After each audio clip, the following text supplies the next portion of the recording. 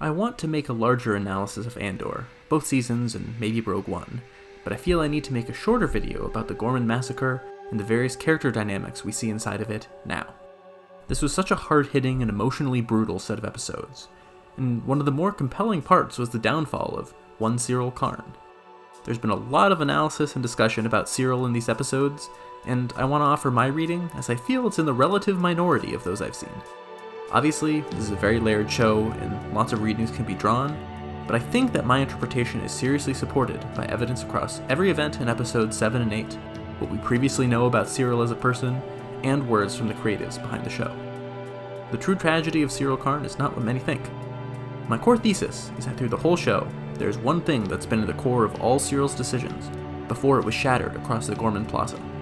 That thing has been the need to matter, to be important, and given his upbringing, to be important within the context of the Empire. We see Syril starting to unravel as we begin this arc. He's getting nothing from Dedra, his former compatriots in the Gorman front will have nothing to do with him because of his association with the Empire, and he's seeing the pieces fall into place, that what he's been doing here is not what he was told. He's not in the loop, something that we know makes him the happiest he's ever been. In episode 6 of this season, we see the joy he gets from a little head pat from Partagaz. This acknowledgement from an authority figure that he's doing important work, classified work even. This level of mattering is what he craves, what he's always craved. As Syril starts to see what's really going on Gorman, he realizes that even after everything he's thought he's done, he remains a pawn, being moved around by the larger forces of the Empire. He's not as important as he thought he was. He hasn't achieved anything he thought he'd achieved. And through episode 8, we see 3 instances of him lashing out to regain some feeling of power, control, or importance. First, we see him learn more about the mining rigs from Kara Rylands before throwing an old man to the ground underfoot of a large march. This is not a good thing at all, worthy of a redemption arc. This is a man who's struggling to feel important or in control, and taking it out on someone that he can throw around. Next, we see his confrontation with Dedra. While Dedra has been lying to him and is evil, the way that Syril grabs her and uses violence and force against his significant other of 3 years is framed very uncomfortably here, almost domestic violence coded. Again, we see Syril trying to regain the feeling of importance and control by deploying physical violence against someone. This time, someone he's been in a deep relationship. Finally, we see his reckless attack on Cassian during the massacre. But as that moment precedes his demise, we'll talk about that towards the end. These 3 moments follow up on an existing pattern of Syril resorting to violence when he isn't getting what he wants, is in a state of emotional distress, or is trying to assert his authority. Take his handling of Marva and B2 in Season 1, shooting at a fleeing civilian in the speeder bay, being quite aggressive with the various folks under his command when he's first searching for Cassian, and even how he grabs at Dedra in their second meeting outside the ISB in Season 1. There are 3 additional moments through episodes 7 and 8 that I want to touch on to further support the idea that Syril wasn't turning good or switching sides. He wasn't going to join the Gore or the Rebellion.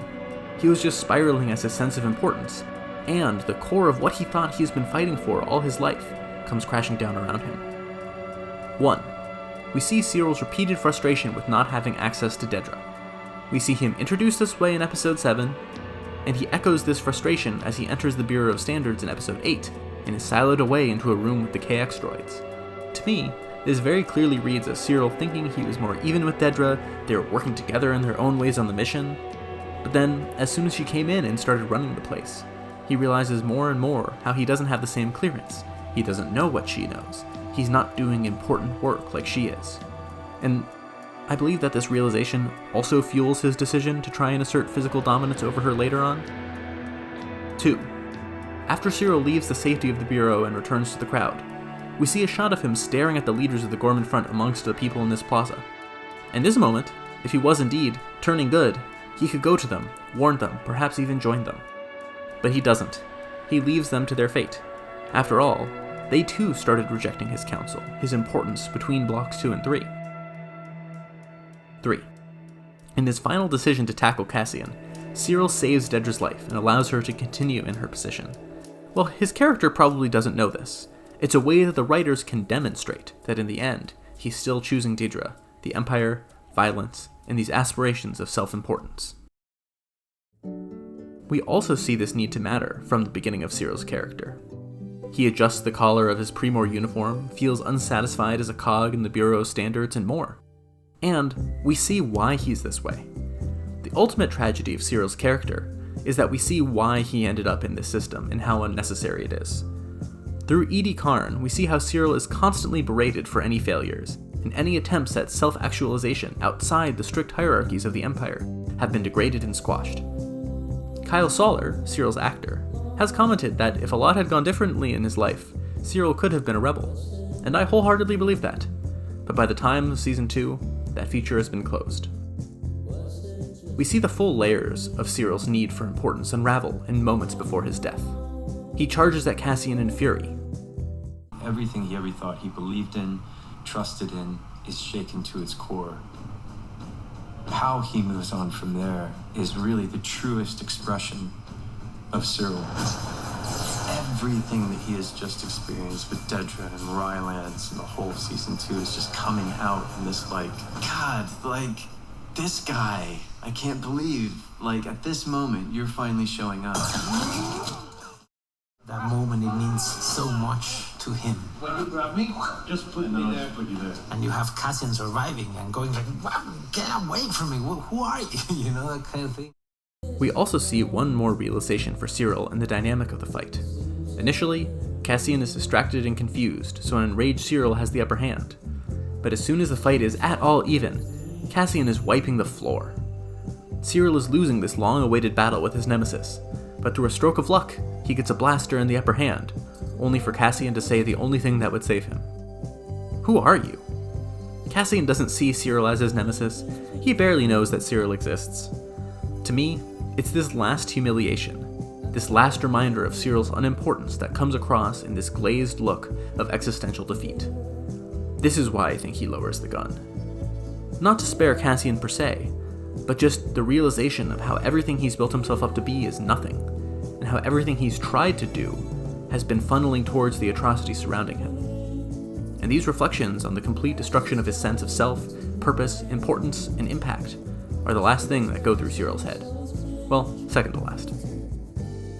While authorial intent doesn't supply a cut-and-dry objective reading of a text, I think that it still can be important in understanding the intended subtext behind a work.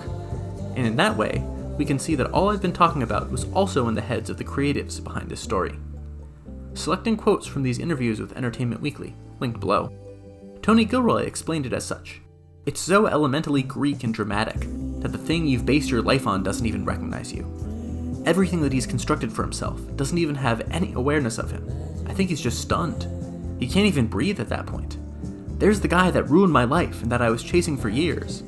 And I'll be like this raccoon in a relentless fight and I'll be able to kill him. And then, oh my god, he doesn't even know who I am. Seems like the absolute essential summation of poor Syril's life. Kyle Soller expanded. And then the ultimate last bit of disappointment is that Cassian says, "Who are you?" It's just brutal, because he has maybe delusions of grandeur. But Syril believes that he's doing the right thing in his own little sliver of the Empire. And ultimately, the effect of Cassian's "Who are you?" I mean, those three words just completely diffuse Syril, and he feels like a no one, like a nobody. He hasn't made a difference. If he didn't get shot in the head, I don't think he would swap sides. I don't think he would stay doing what he was doing. One final point on this episode I think should be said. Yes, there's a somberness to Syril's death, and in the final moments with Edie, it's hard not to feel the base human decency and empathy for the loss that she's feeling. But I think it should be indisputable that the tragedy of this episode is that of the Gorman people. The final shots of the broadcast and Edie are haunting because of how the situation is being framed, and because we know that Edie's response will be that the Gormans killed her boy, that the extermination of Gorman is justified. Syril was but one casualty of the genocide, but he was also an instigator. Every step of the way, he was supporting an engine with no other possible outcome. It didn't matter if the Gormans resisted peacefully or violently. It didn't matter if they chanted in a common tongue, or spoke to a common empathy through their swelling song, or screamed for help in a doomed radio broadcast. The Empire was going to do this no matter what.